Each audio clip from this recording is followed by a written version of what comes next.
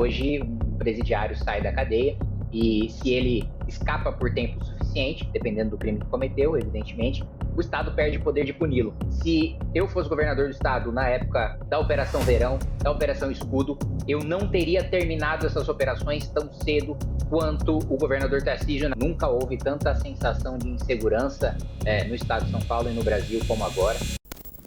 Candidato, eu não posso deixar de começar essa sabatina perguntando ao senhor sobre aquele que é o assunto que domina hoje a preocupação da população, a questão da segurança pública. Que planos o senhor tem para a segurança pública e, especificamente, como é que seria o combate do governo do Estado, numa eventual gestão sua, contra o crime organizado? Bom, o combate ao crime organizado hoje é a principal pauta do Partido Missão e seria uma das minhas principais bandeiras aí na candidatura ao governo do Estado. Né? Primeiro, acredito que nunca houve tanta sensação de insegurança no Estado de São Paulo e no Brasil como agora. Recentemente eu aprovei um projeto de lei na Câmara dos Deputados, que já foi sancionado, já é lei hoje, de aumento de pena de furto, roubo e receptação. Então, o meu compromisso com a pauta e minha capacidade de entrega de resultado na pauta, eu comprovo com o meu próprio trabalho aqui dentro da Câmara. Ontem mesmo aprovei a urgência de um projeto que interrompe a prescrição no caso de fuga de condenado, né, que é uma coisa impensável, parece uma obviedade, né? Se uma pessoa foge, o Estado deveria ter o direito de encontrá-la e puni-la a qualquer tempo. Hoje não. Hoje um presidiário sai da cadeia e se ele escapa por tempo suficiente, dependendo do crime que cometeu, evidentemente, o Estado perde o poder de puni-lo, ou seja, ele fica solto para sempre e mesmo se ele se apresentar, fala, olha, fui eu que fugi da cadeia, cometi aquele crime,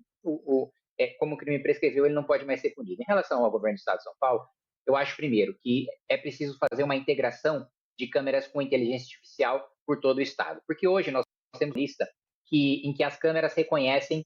placas de carros e de motos que são frias, ou que foram roubados, ou que foram furtados, mas isso não é o suficiente para combater o principal crime, né, que nos atinge hoje no Estado de São Paulo, que é o roubo. Né? A gente precisa ter a identificação do rosto do sujeito. A experiência que nós temos na cidade de São Paulo com o Smart Sampa e que outras cidades também adotaram ali, que é o caso de São Caetano, o caso de Indaiatuba,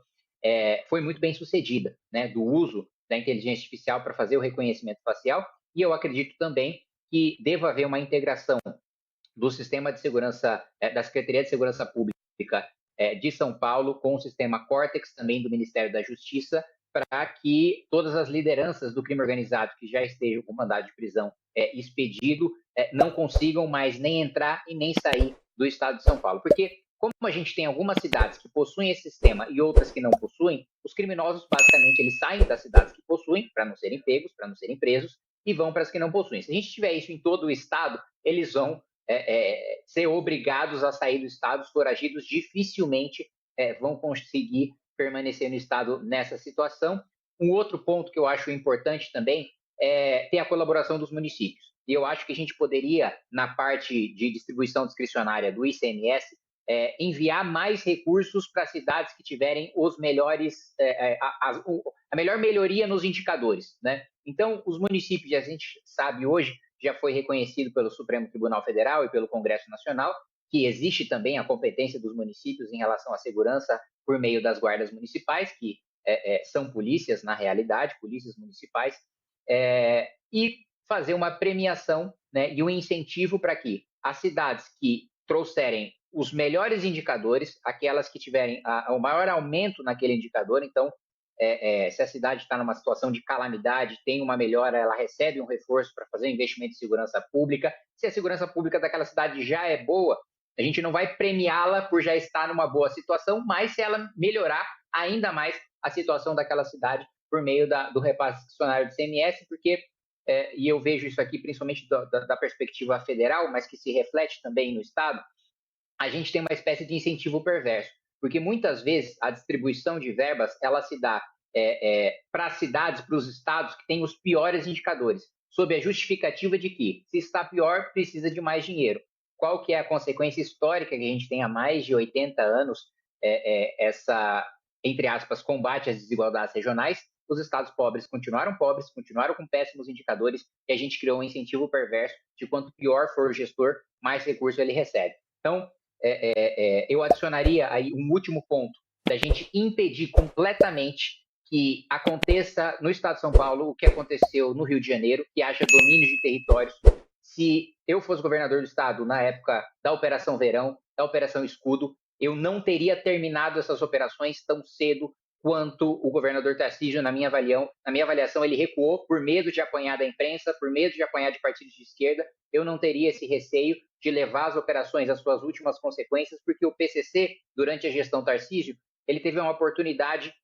o governador Tarcísio teve uma oportunidade porque o PCC entrou em racha. Pela primeira vez, diferentes facções dentro da própria facção criminosa começaram a literalmente se matar. E aí abriu margem para que a nossa tropa de elite da Polícia Militar, que é a Rota, atuasse, né, retomando territórios, exterminando lideranças do crime organizado, e infelizmente isso não foi levado à frente até o final